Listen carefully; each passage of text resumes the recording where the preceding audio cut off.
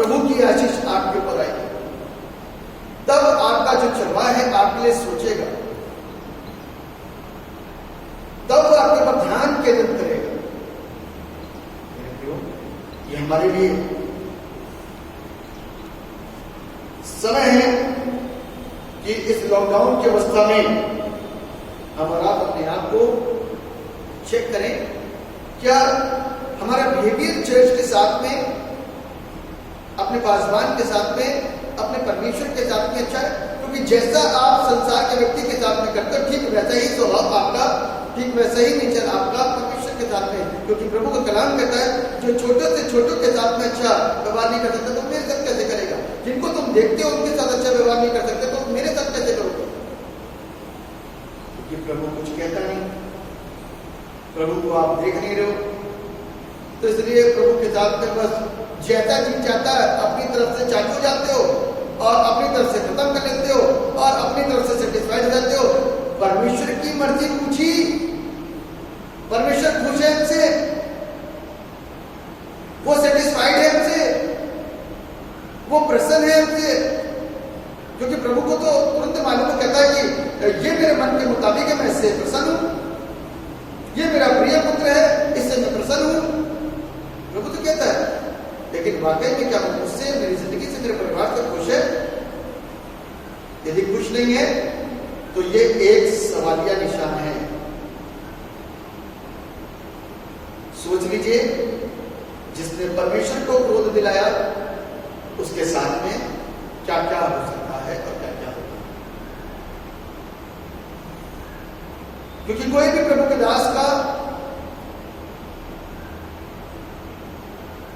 बुरा नहीं कर सकता, क्योंकि उसका परमेश्वर उससे प्रॉमिस कर चुका है, कोई हथियार तेरे विरुद्ध में उठेगा नहीं। ये परमेश्वर का प्रॉमिस है, जब परमेश्वर का प्रॉमिस है तो वो पूरा होगा। तीसरी बात, दरवाजा, ये भेड़शाला का द्वार, और प्रभु यीशु मसीह प्रॉपर तरीके से आए। दरवाजे से कौन घुसता है? घर का मालिक। खिड़कियों से कौन घुसता है? चोर। तो बाइबल को कहते जो मुझसे पहले आए वो सब क्या थे? चोर और डाकू थे। क्योंकि उन लोगों ने क्या कोशिश करी? उन लोगों ने इधर उधर से घुसने की कोशिश करी। प्रभु यीशु मसीह प्रॉपर जन्म लेकर के, काम करके, अपने आप को प्रूव करके 33.5 साल सेवा को करा, जन्म से लेकर के मृत्यु के अंतिम पलों और लम्हों तक, और जिस एम को लेकर के आया था, जिस काम को करने के लिए वो आया था, उसको करने के बाद वो कहता है पूरा हुआ। और उसके बाद में कहता है मैं अपनी आत्मा तेरे हाथों में सौंपता हूं। और ऐसा करके उसने अपने प्राण छोड़ दिए। तो कहने का अभिप्राय यह है कि प्रभु यीशु मसीह वो द्वार है जो प्रॉपर तरीके से इस धरती पर आया और सबको एक एक सवाल के जवाब देके गया।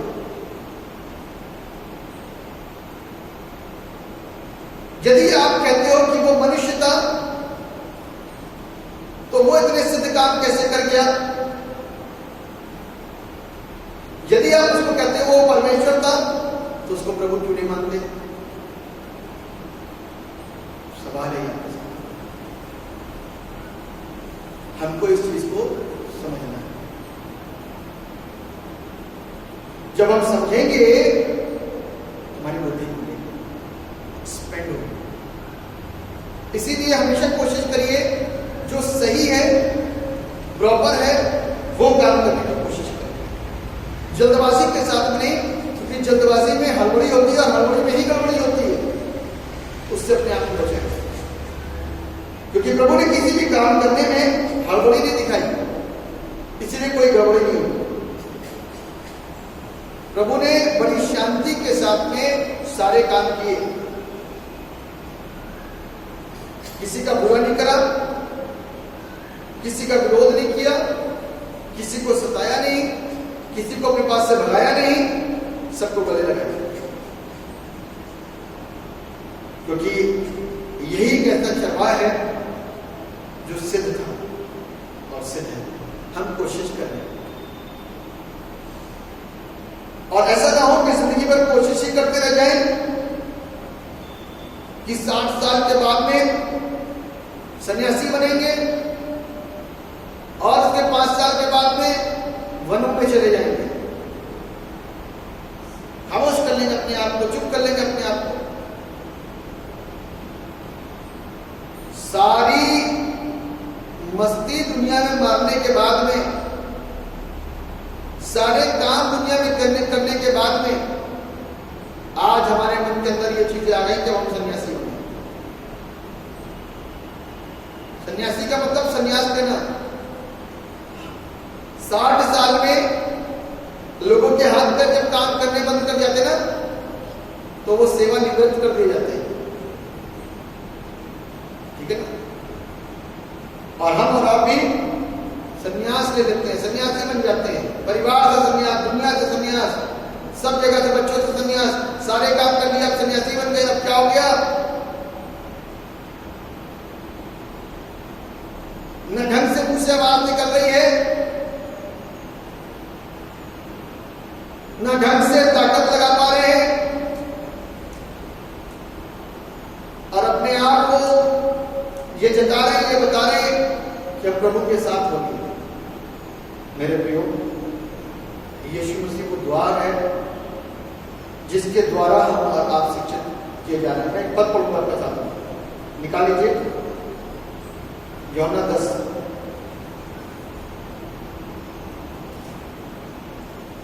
लिखा है, 7वें पद से पढ़ा आपके लिए। तब यीशु ने उनसे फिर कहा, मैं तुमसे सच सच कहता हूं, भेड़ों का द्वार मैं हूं। जितने मुझसे पहले आए वे सब चोर और डाकू हैं, परंतु भेड़ों ने उनकी ना सुनी। मैं द्वार हूं, यदि कोई मेरे द्वारा भीतर प्रवेश करे तो उद्धार पाएगा। यीशु मसीह कह रहा है कि मैं द्वार हूं, यदि कोई मेरे द्वारा भीतर प्रवेश करे तो वो उद्धार पाएगा। उद्धार कहां से मिल रहा है? यीशु मसीह के द्वारा। और उद्धार कहीं से नहीं मिल रहा। क्यों? लिखा हुआ है, उद्धार पाएगा और भीतर बाहर आया जाया करेगा और चारा पाएगा। वो प्रभु के द्वारा मिलने वाली वो आशीष को वो प्राप्त करेगा, उसके लिए एक ब्लेसिंग, एक आशीष, उससे वो तृप्त रहेगा, इसके वचन से वो तृप्त रहेगा, इसकी आशीष से वो तृप्त रहेगा। चारा गाय क्यों था? जानवरों को तृप्त करने के लिए। और हम और आप किससे तृप्त रहेंगे? प्रभु यीशु से।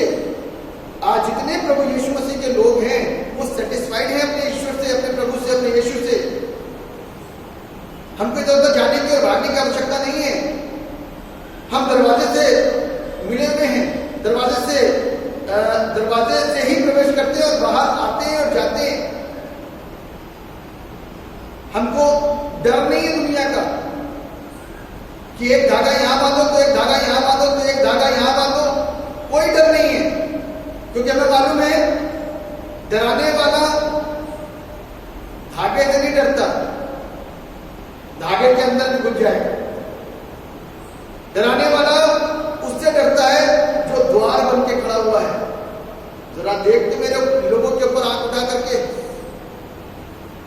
जरा अपनी आंखें उठा करके तो देख मेरे लोगों के ऊपर एक ऐसा बाड़ा बंधा है जिसको सिर्फ तू देख सकता है और तू प्रवेश नहीं कर सकता। हालेलुया। प्रभु यीशु मसीह के लोगों के ऊपर वो बाड़ा है जो संसार के लोगों को नहीं दिखाई देता, सिर्फ उसको दिखता है कि अदृश्य, क्योंकि वो अदृश्य चीजों को देख लेता है। शैतान देख लेता है कि प्रभु यीशु मसीह के लोगों के ऊपर बाड़ा बंधा हुआ है। अय्यूब के ऊपर बाड़ा बंधा हुआ था, अय्यूब के खाने के ऊपर बाड़ा बंधा था, अय्यूब के बच्चों के ऊपर बाड़ा बंधा था, अय्यूब के जानवरों पर बाड़ा बंधा था, अय्यूब के दास दासियों पर बाड़ा बंधा हुआ था। और कोई भी चीज उसको छू नहीं पा रही थी, टच नहीं कर पा रही, और शैतान ने उस बाड़े को दे दिया था। तभी तो वो कहता है बाड़ा को हटा देगा, और जब तक प्रभु अनुमति नहीं दिया तब तक वो बाड़े को हटा नहीं सका, छू नहीं सका। आज मेरे और आपके बारे को कोई छुपा रहा है? कोई धागे के साथ में नहीं। क्यों? क्योंकि आवश्यकता नहीं है।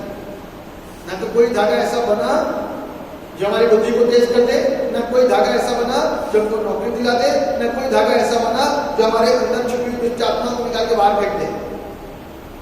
सिर्फ एक नाम है, वो यीशु, उसके द्वारा हर एक चीज दूर रहती है और हर आशीष उसके द्वारा मेरे पास आती है।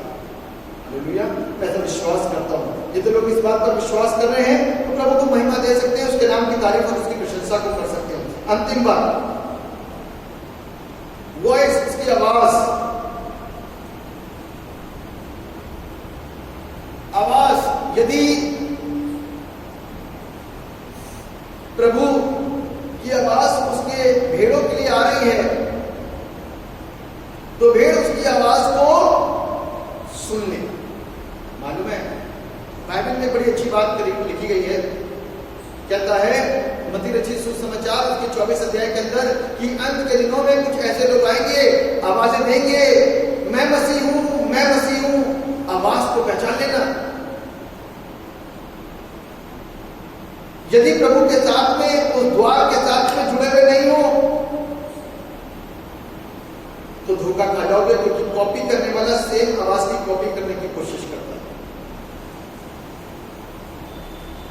जो कॉपी करने वाला है तो सेम कॉपी करता है। लोगों को क्या चाहिए? उनके पेट का दर्द ठीक हो जाए, उनके अंदर की दुष्ट आत्मा निकल जाए, उनका समस्याएं दूर हो जाए, उनके घर की प्रॉब्लम सारी दूर हो जाए, तो वो कॉपी करेगा, वो भी ठीक करेगा लोगों को। लेकिन आवाज सुने ना कि वो आपके प्रभु की ओर से है या किसी और तरफ से, क्योंकि ये एक ऐसी चीज है कि बड़ी जल्दी हम घूम जाएंगे, गुमराह हो जाएंगे। उसकी आवाज को पहचानना कि ये प्रभु की आवाज है कि किसी और की आवाज है।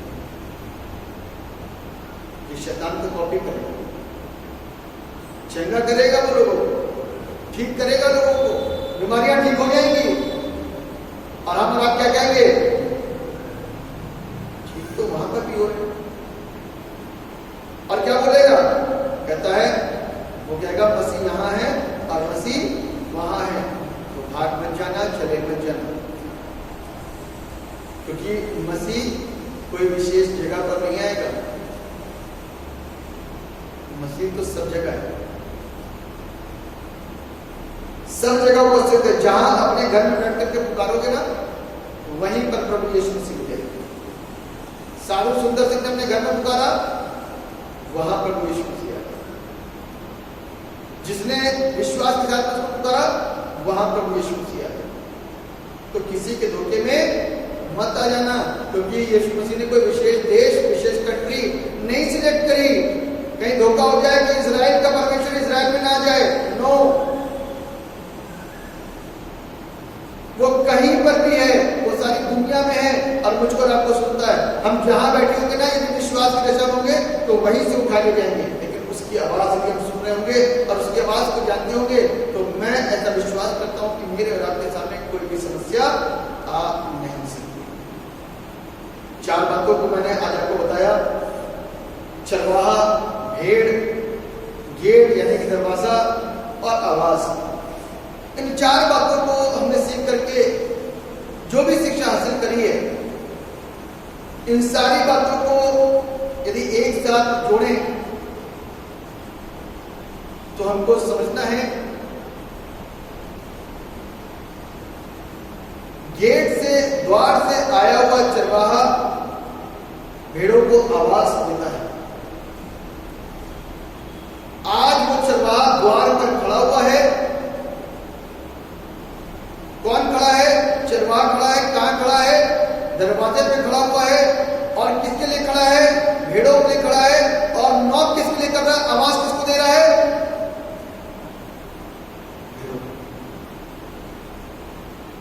आवाज नहीं सुन रहे, दरवाजे बंद कर रखे,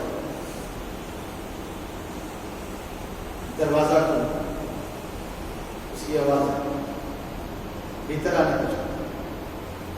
जो दरवाजा खोलेगा वो प्रभु के नाम में आशीष पाएगा। मैं कि हमने रात में इन वचनों के ऊपर अपने ध्यानों को केंद्रित किया और जिन्होंने केंद्रित करा वो आशीषित हैं। आज प्रभु की आशीष आपके साथ में है, इसलिए